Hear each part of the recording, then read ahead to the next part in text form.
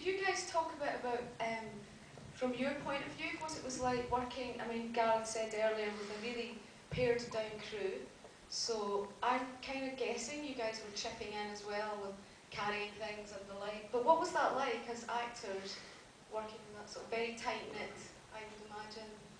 I would say that we definitely got more things done more easily, and that's the bottom line.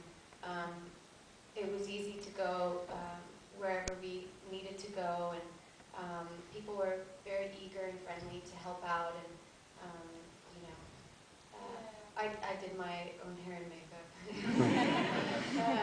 I never held a sound booth. No, we had a sound guy. We didn't trust her, she was going to be shit at that. So.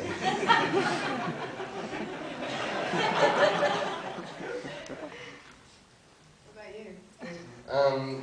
Yeah, we were lugging a lot of the gear. I remember when we were in the hotel room in Mexico and we were watching Coda, the documentary on Francis Ford Coppola's movie, and he's yelling at all these people. He's like, "Why are all these people here? All we need is 2 actors, a director, a sound guy, and one of those vans." And the camera pans over, and I'm like, "Wait, that's the van we have."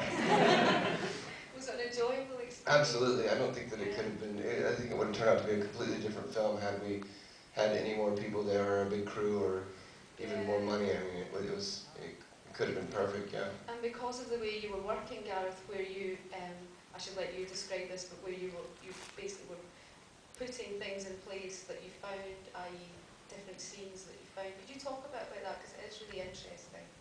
Yeah, essentially we didn't write a script. We didn't have like an exterior night dialogue type thing. It was a treatment, and there was like a page per scene, sort of a paragraph really. And we essentially went on this crazy journey, pretty much what we did in the film. And every time we saw something interesting, we'd say, okay, what scene could this be? So for instance, like that road at the end that was scooped out, that seemed like the road to nowhere, that just kind of disappeared. On the first day of filming, we were going to do something completely different. And then we saw that road and we just stopped and went, we've got to use that.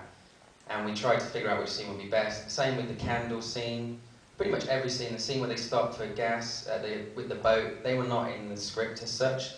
The script said that it was a protest for the candles. Yeah. And we never could film a protest scene. So we basically went to this, it's beautiful, it's called Day of the Dead, it's in Mexico. It's a festival they have every sort of Halloween area.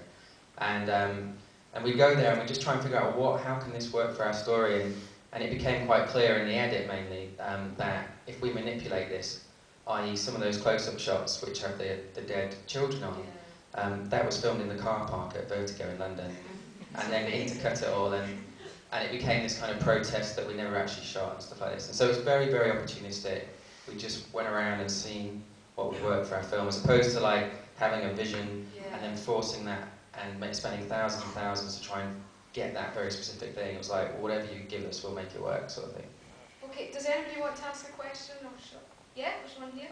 How much planning when you finding these places and then thinking, okay, how are the special effects and the other layers? How much planning or sketches did you do while you were doing stuff to make plans for later, and then? Yeah. Well, my background's visual effects, so I'm kind of quite fortunate in that. But to be honest, I was always, they would be doing something, and every time it was a moment where I thought, this is a good moment, i.e. this will make it into the film, I would just pan off it, which felt really dangerous, because it was like, obviously if I don't get it, you know, that's the end of that. So I just pan off a moment, and I wouldn't know, is it going to be a helicopter, is it going to be a fence, is it going to be a sign? Like, I wouldn't know what it was going to be, but in my mind I thought, later down the line, there'll be options, and we can, depending when we're in the edit, we could go, you know, we really need to tell the audience this piece of information, so maybe that shot could show this, and then we'll know that. Or when he got bored of shooting us, he'd just pan off. Do you notice it happens quite a lot? But stuff like the aeroplane floating to the surface and that sort of thing, So that was in the script, that stuff, yeah. We can't see hugely, well I can. Anybody got their hand up? Are we ignoring anyone? Oh, sorry, we are. How much was it actually made for? Ooh. See the guy leaning very casually, really confidently against the post. Looking not so confident anymore. That's James, one of the producers. Where's Al? There he is. by the door as well. They're the guys you want to pester about that question. Thank God they never actually ever told me, because it saves me from being cornered by this question all the time. We literally did shoot it the way we described, getting in and out of the van. So it's like, do the maths, I don't know. There's been loads of little people hypothesising what it might be, but for me it doesn't really matter. It's like, it's the process that's important and the way we did it. Like, whatever it costs, I don't care. It's kind of... the point was, we didn't want it to cost too much that we couldn't take the risks that we wanted to creatively. So like, keep it low enough that we could just go for broke. And if it failed, you know, it failed, sort of thing. They didn't agree with that attitude. They had to succeed. They're saying nothing. Anybody else? Yeah? Anyone else? Oh, I can see when I do that. There's one here and then we'll come to you. Because you were working on such a tight budget, did that make the shoot that much more stressful? I got to be honest with you, if there's a graph of my life and like highs and lows, the lowest point on that graph is the filming of this film, in that it was the most stressful thing I've ever done ever, by a mile. And I think we all felt that way, but it was also you could play exactly the same graph and you could replace it with the most creative thing I've ever done, the most exciting thing I've ever done. It was just everything. It was just very, very, very intense. Thank God the way your brain works is after about a year you delete all the bad memories. And now I can watch the film and I think, oh yeah, that was so much fun. What an adventure. But, I mean, how do you feel about it? I mean, yeah, it was highs and lows, and I don't know. I feel the same way. I think I blocked out everything that was. I don't know that much negative stuff happened. I mean, every time we almost died, that was the most exciting part of the whole shoot. And so like. They just kept information from me. They didn't tell me. Yeah. Several people had been beheaded in the next town the day before. There was lots of crazy things that happened. I mean, there was a prison break. There was a gunfight outside the hotel we were staying in. We slept with tigers. The hotel that we stayed at, where we stayed with the family, like 2 weeks before, somebody had come in and mowed down the entire restaurant with the Uzis, killing everyone in there from the drug cartel. But I mean, it was horribly sad, but at the same time it was incredibly exciting to be so close to near death all the time. I think that's what James said when he pitched us the film. I said, absolutely, it sounds amazing, we could potentially die, and we're in. Where was that one down here? Sorry, it's here.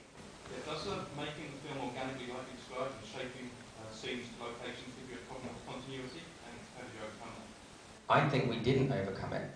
I think it's really obviously there's no continuity. But because right from the start, and Colin is here, and Justin, Colin was the editor, and essentially it was really important to us that right from the start of the film we just say, fuck continuity, you know, get over it, it's not going to happen, we're just going to pop to every shot we want to show, and you know, it ain't going to be there. And so I think once you establish that sort of language early on and you're not going to get it, then there's some terrible continuity errors in it. But I think the main thing that Colin used to keep saying is the most important thing is emotional continuity.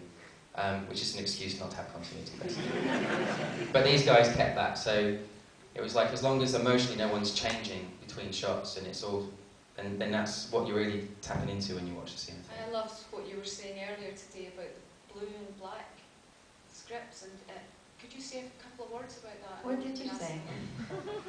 Well, I guess I've never written like a proper screenplay sort of thing, but when we were coming up with this, it was like, there's obviously the physical journey that happens to the characters, and then there's the emotional journey.